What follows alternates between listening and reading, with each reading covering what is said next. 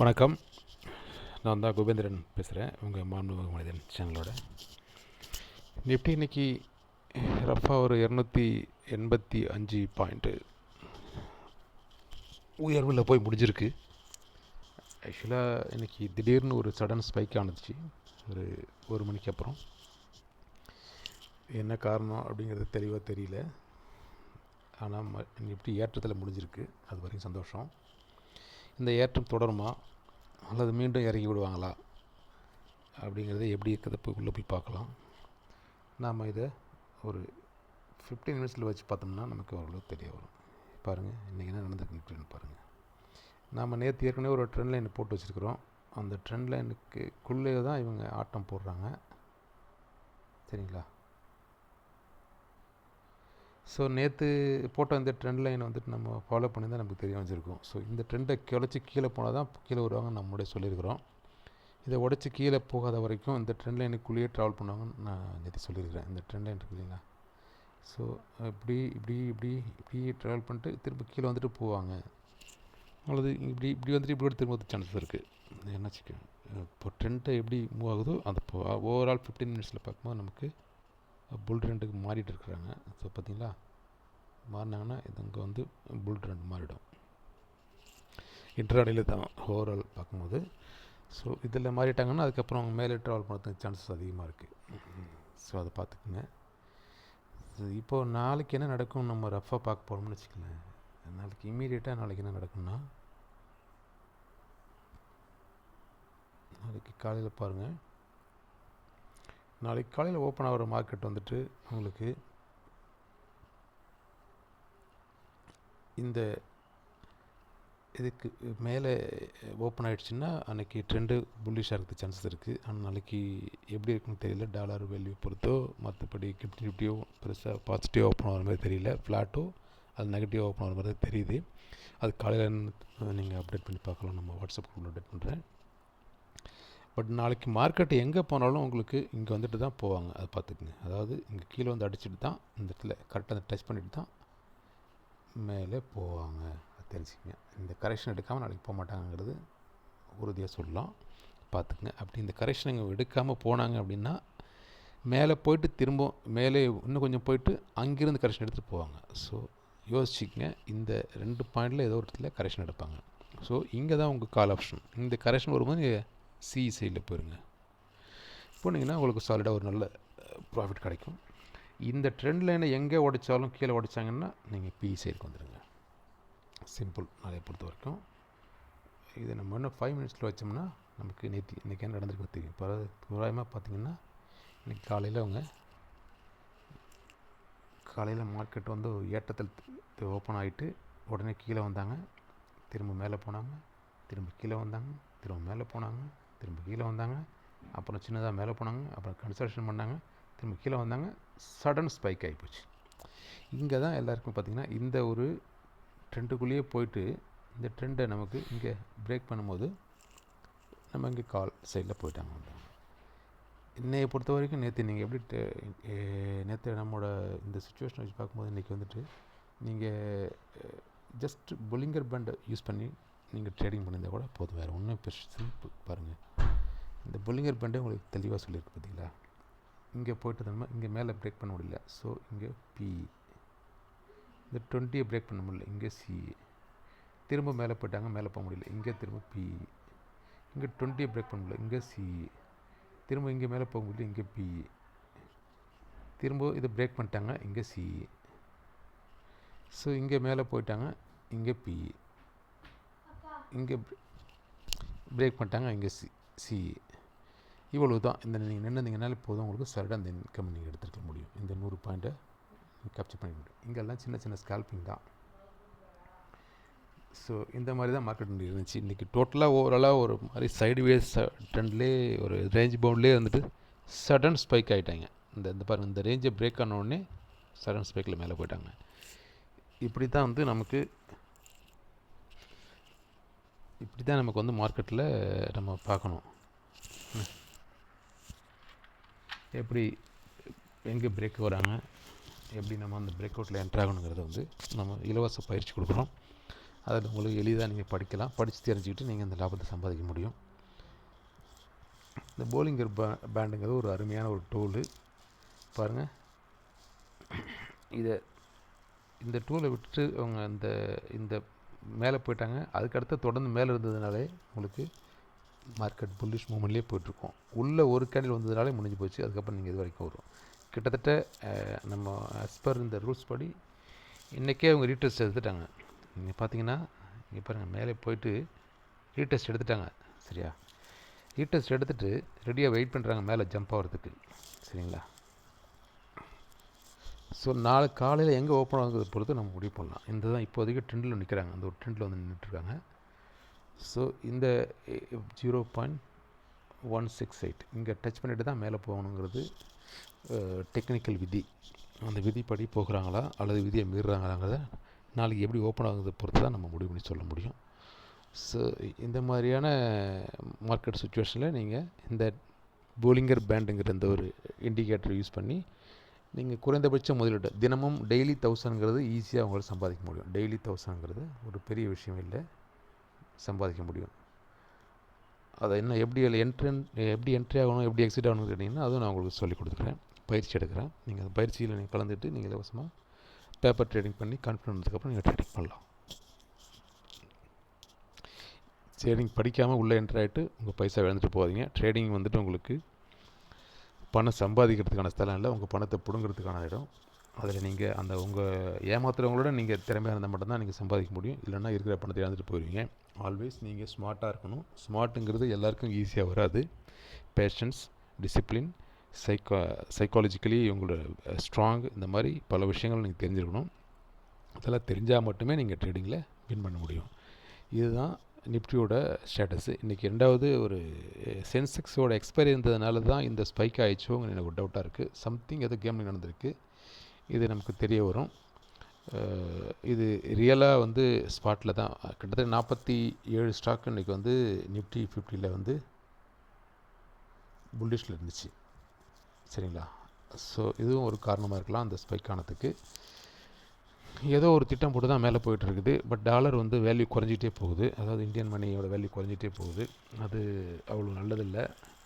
So அதுக்கான ஏதாவது government முடிவு எடுத்துச்சுன்னா இந்த ஸ்டாக் மார்க்கெட் கூடத்துக்கு வாய்ப்பு இருக்குது. இப்போ இன்றைக்கி நம்ம குரூட் ஆயில் என்ன கண்டிஷன் இருக்குங்கிறத உள்ளே போய் பார்ப்போம். அதுவும் நம்ம சொல்லிகிட்ருக்குறோம். குரூட் ஆயிலை நமக்கு டே கேண்டில் வச்சு பார்ப்போம் என்ன நடந்திருக்கு. அவங்க ஒரு புல்லிஷ் மூமெண்ட்டுக்கு வந்திருக்காங்க. சரிங்களா, பாருங்கள், இந்த கேண்டில் 1 டே கேண்டில் வந்துட்டு இங்கே ஆரம்பித்தது தான் அந்த புல்லிஷ். இந்த ஒரு சடன் ஸ்பைக்கை ப்ராஸ் பண்ணி மேலே போச்சு, ஃபர்தர் அப்பு. ஸோ இது கீழே வரல, ஃபர்தர் அப்பு. இந்த ஒரு நாள் மட்டும்தான் ஒரு சின்ன ஒரு டோஜி போட்டாங்க, அதுக்கப்புறம் ஃபர்தர் அப்பு. ஸோ நாளைக்கு எங்கே போவாங்க, இது ஆல்மோஸ்ட்டு 10,000 வருங்கிற மாதிரி எக்ஸ்பர்ட் சொல்லிட்டுருக்காங்க.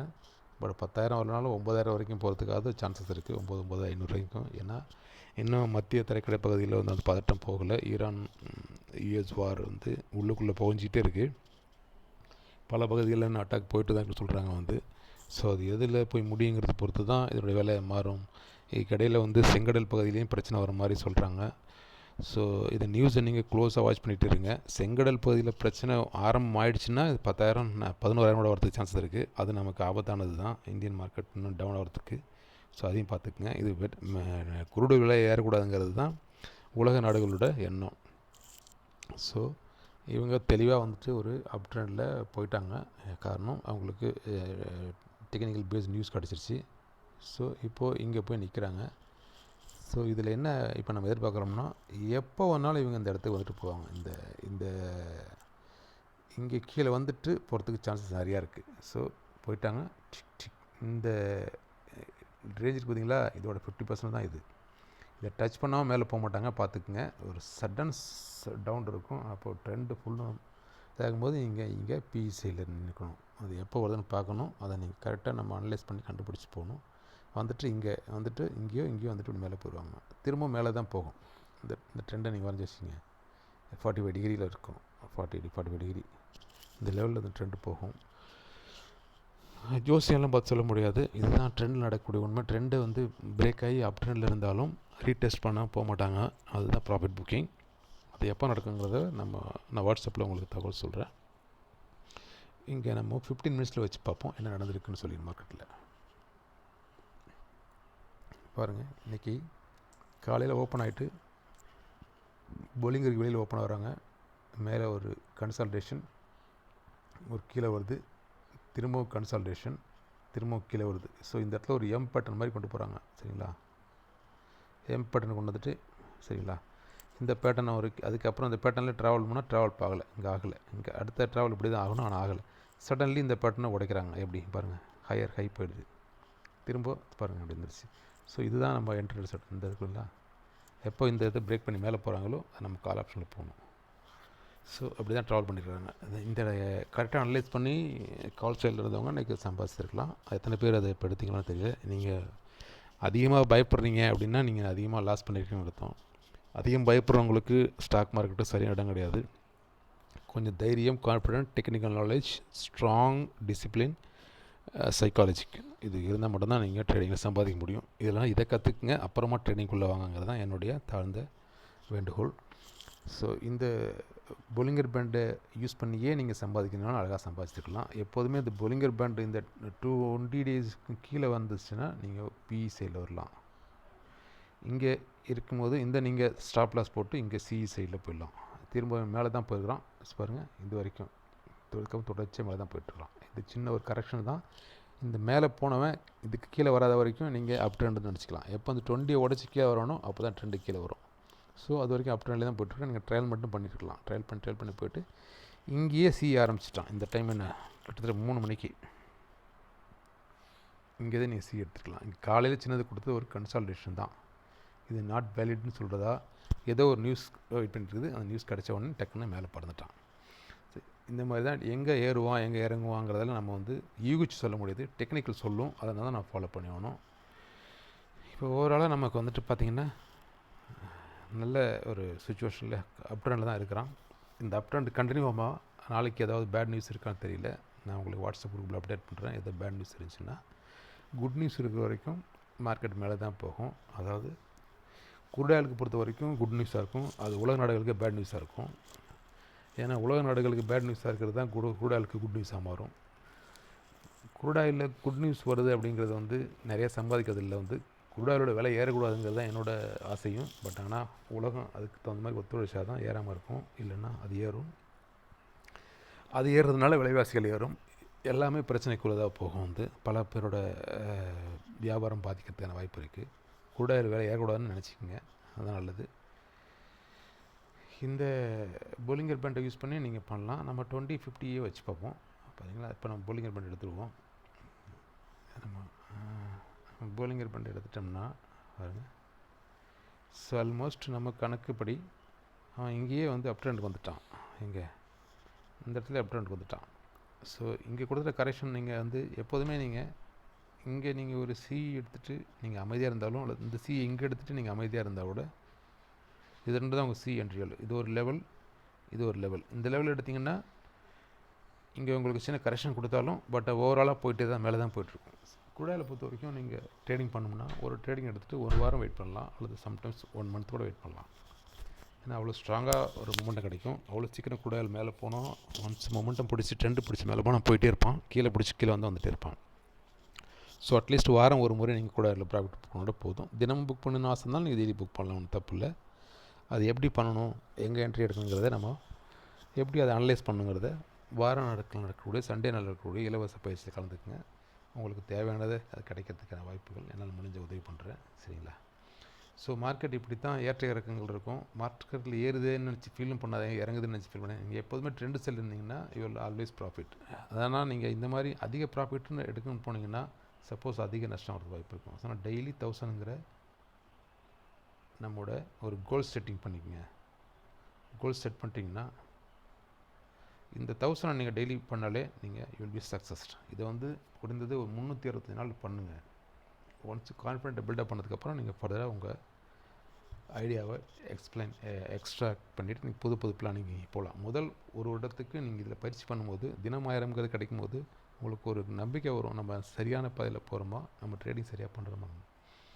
அதன் பிறகு நீங்கள் உங்கள் அதிக அளவு மேக்ஸிமம் கேபிட்டல் எப்படி போட்டு மேக்ஸிமம் லாபத்தை எப்படி இருக்கிறது அப்போ பற்றி யோசிப்போம். போக போக வரும் நாட்களில் நான் உங்களுக்கு சைக்காலஜிக்கல் டிசிப்ளினை பற்றி சொல்லிக் கொடுத்து அதை பற்றியும் சொல்லிக் கொடுத்துருவேன்.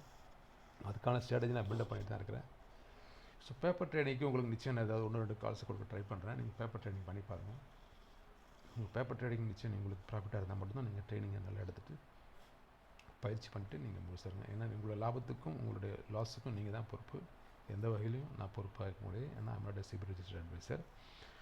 ஸோ அதனால் நீங்கள் அதை பிளான் பண்ணி செய்யுங்க. நிஃப்டியை பொறுத்த வரைக்கும் நீங்கள் நாளைக்கு இப்போ நம்ம 1 ஹவரில் வைப்போம்.